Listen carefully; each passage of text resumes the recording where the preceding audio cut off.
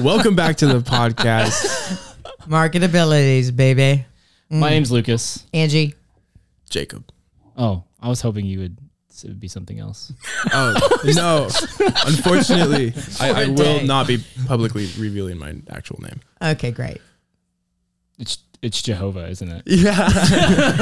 that is it. And I witnessed it too. Stop. I was there. I got to see it. Stop it. Stop. Okay.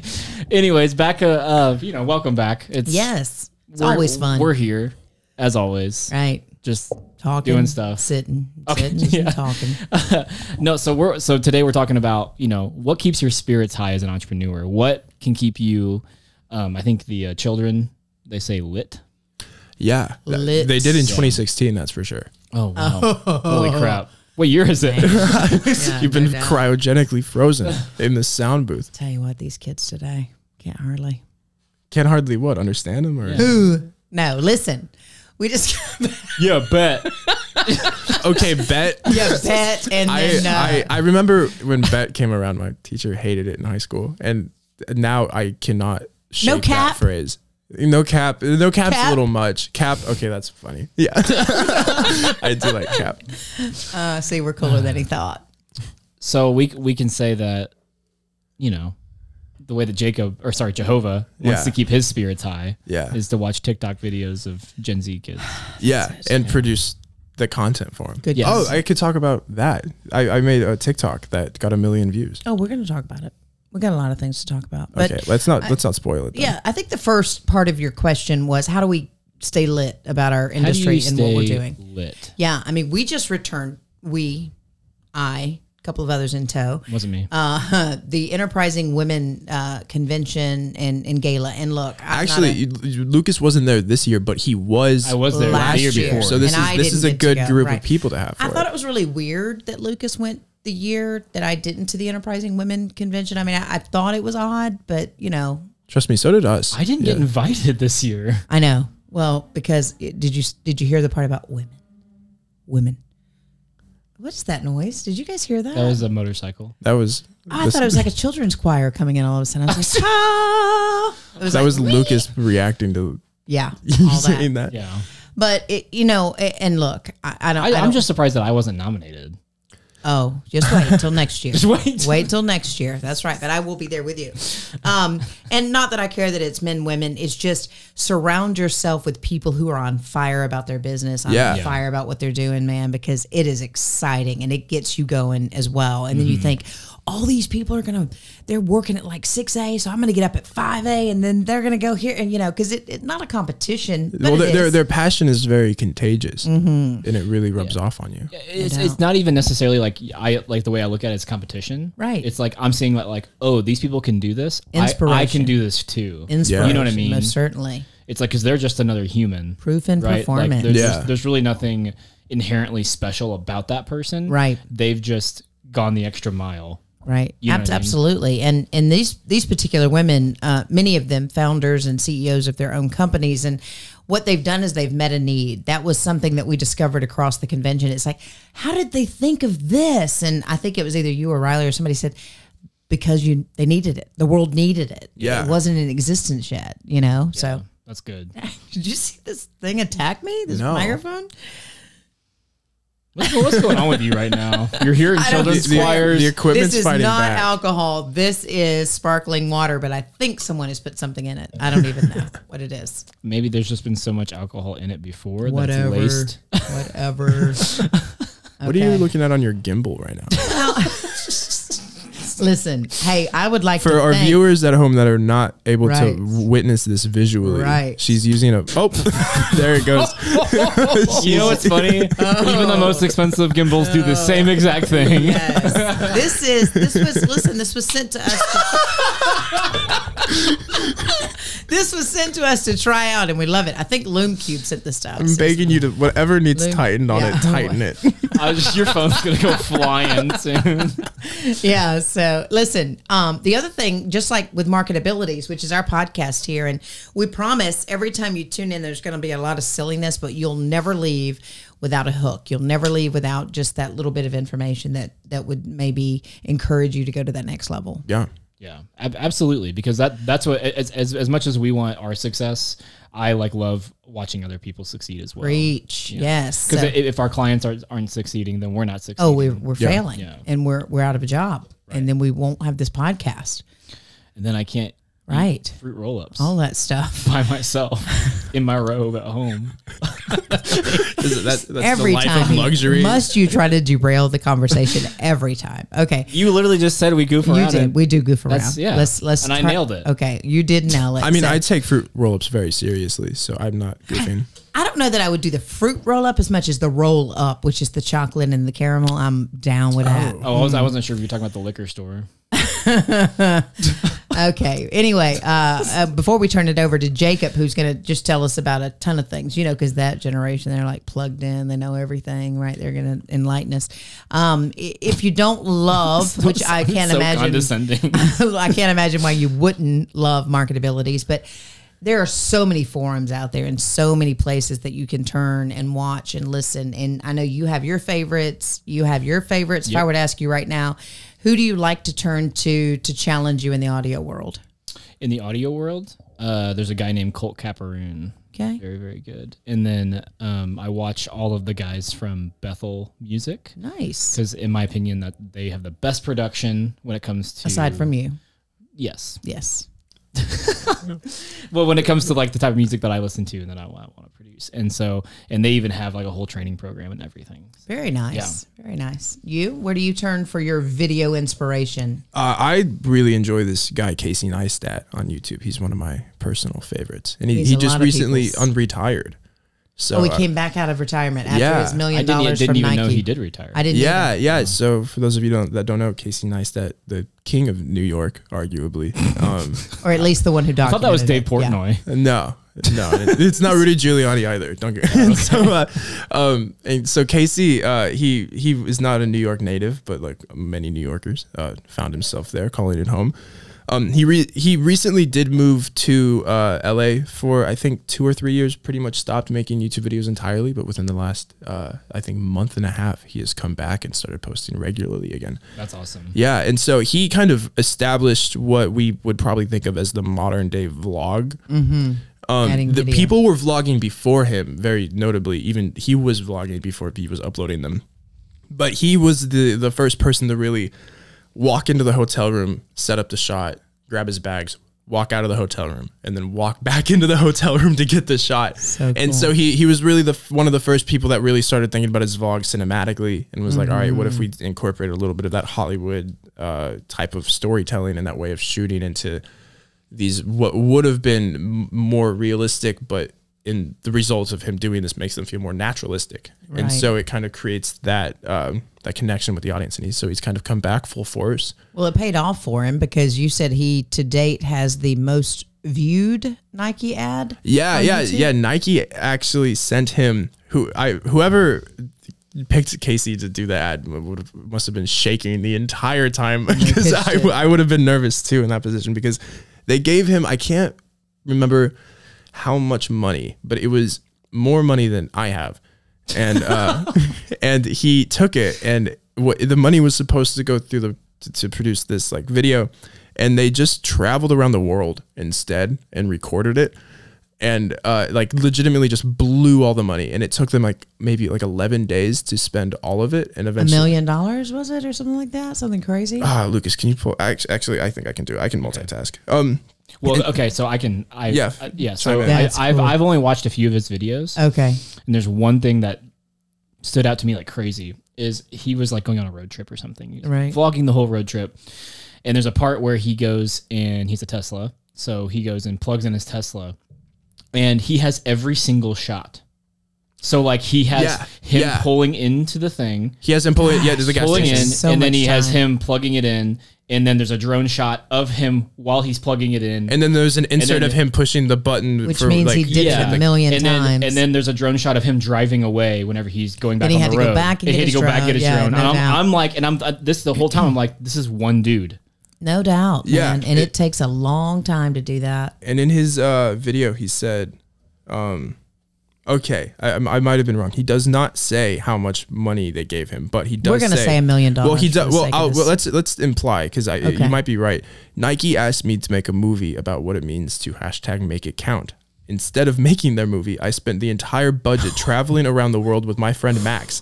We'd keep going until the money ran out. It took 10 days. And so that was one of the most viewed Nike commercials ever. Were they wearing Nikes, or did they have a Nike backpack? It was for like their Fitbit type of ordeal. And it, God, that's genius. And it is their most naturally viewed Nike ad with no paid promotional advertising after the video was posted, with 32 million views. Holy crap. Yeah. Wow. 11 days to spend all that money. Impressive. I've got to know how much it was. Let's get him on the phone. We need to. You don't have his phone number? No, I only have his email. Okay. Yeah, his email. But he doesn't check it. Okay. Because he's spending other people's money traveling the world. Keep it coming. Yeah. Oh, that's cool. But I think that's like one of the things that you have to do is like think of out of the box ways to do what would normally be the pretty clear cut way of doing something. No doubt. And especially if it's a way that garners more attention and for the client or the payee for the product or whatever the company, and the more natural of a way that you can do that. Like those 32 million views, it's really important that that was not a YouTube ad. Those were people that willingly like clicked on the video, watched it, like embraced it, and like you can't. It's hard to buy that. Yeah, and we're still talking about it today. So exactly effective. The other thing is, we talk about these people online and those individuals that we like to watch and learn from. But the other thing, you can sometimes go in blindly to these incubators. And we have one very near our studio.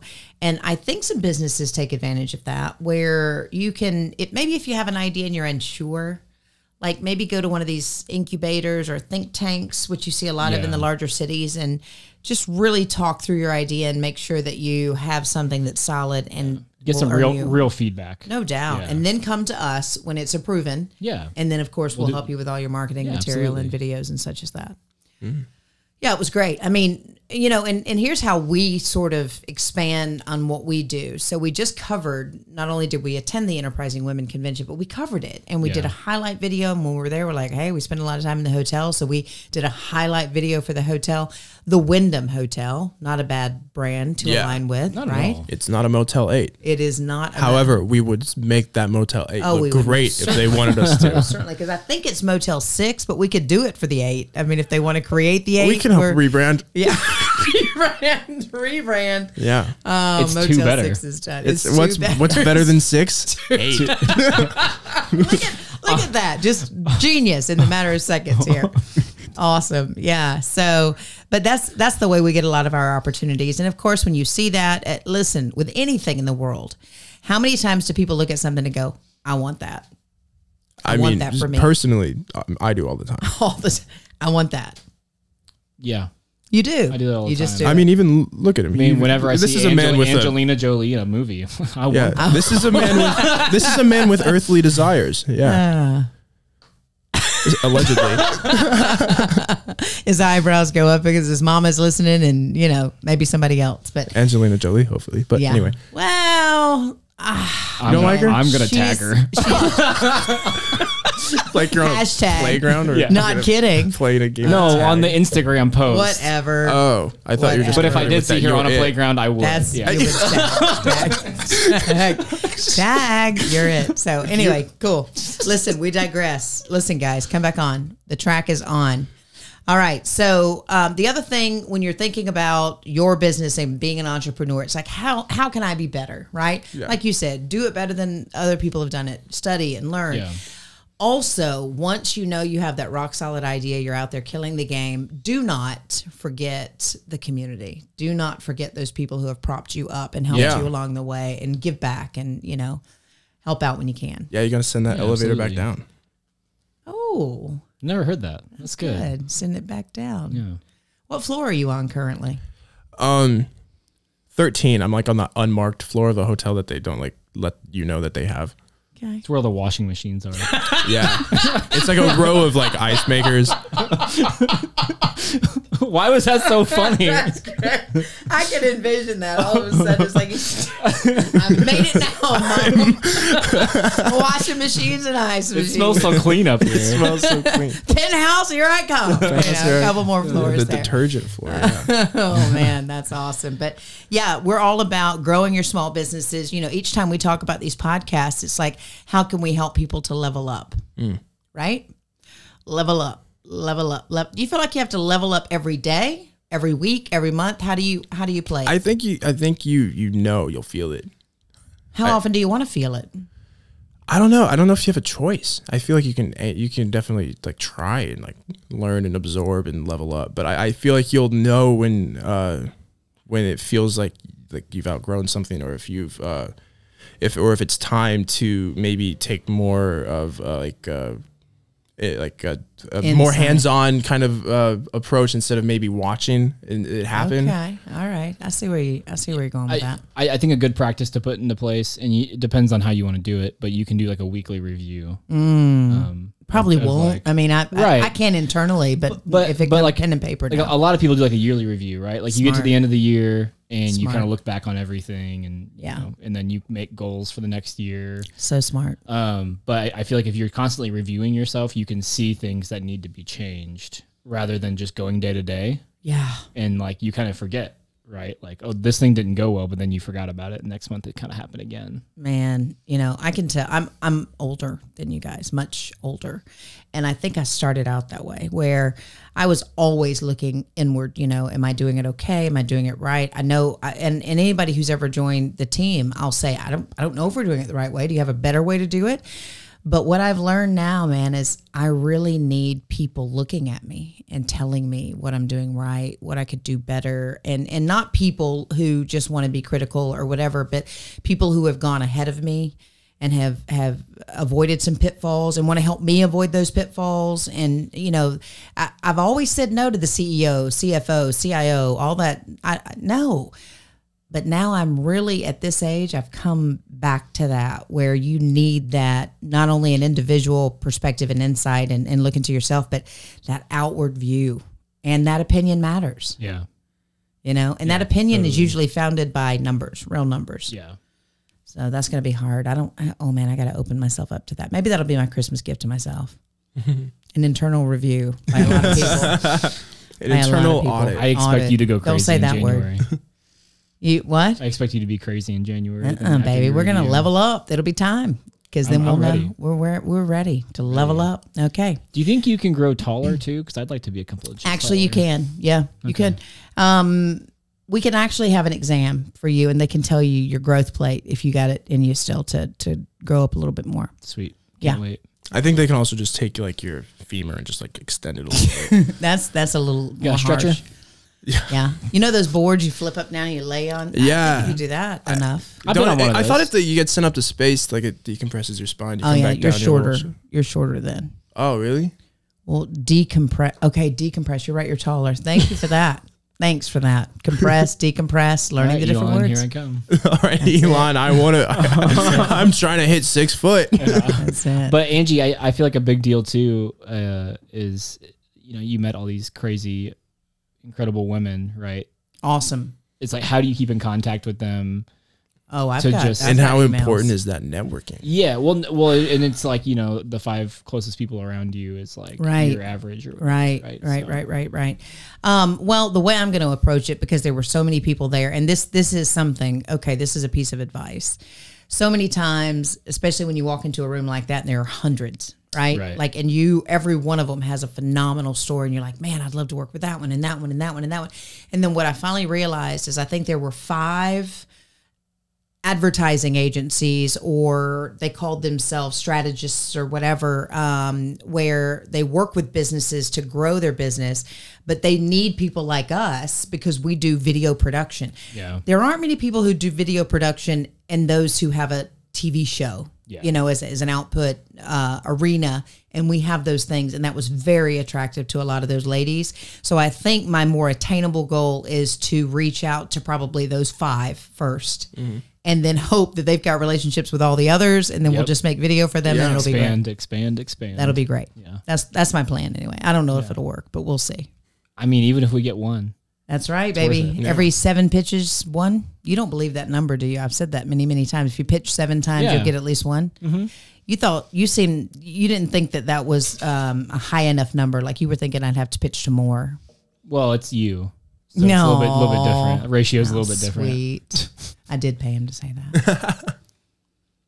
Well, I'm putting it on my I know invoice. You are. You're contracted hours. Yeah. So, hey, we've got to wrap up here, but young whippersnapper. Yeah. Yeah. How do you see he answered? He just knows it's him. It could have been you. I mean, yeah, she was looking at me, but she was talking to you. Correct. Oh, wow. Correct. I did not pick up on that at all. Yeah, we love it when you give us like the final. That's how we got the soundbite of the year. Just remember to moisturize. We've never forgotten that. Avoid Maryland. Really? Yeah. Really? I'm ending this one with a warning. Why Maryland? Last one was advised for betterment. It's still, I guess this is, but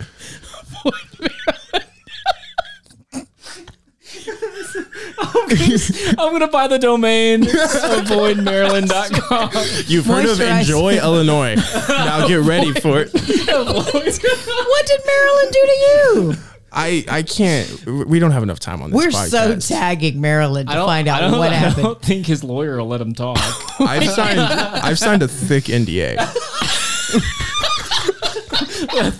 with 2 C's. It was a thick NDA. It was like one of those papers where you can tell they had to like try stapling it again because it was like a lot of paper.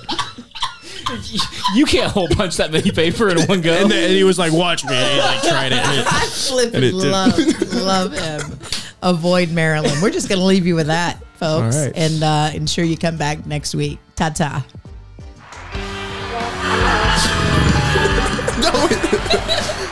That was excellent. Avoid Maryland. What the?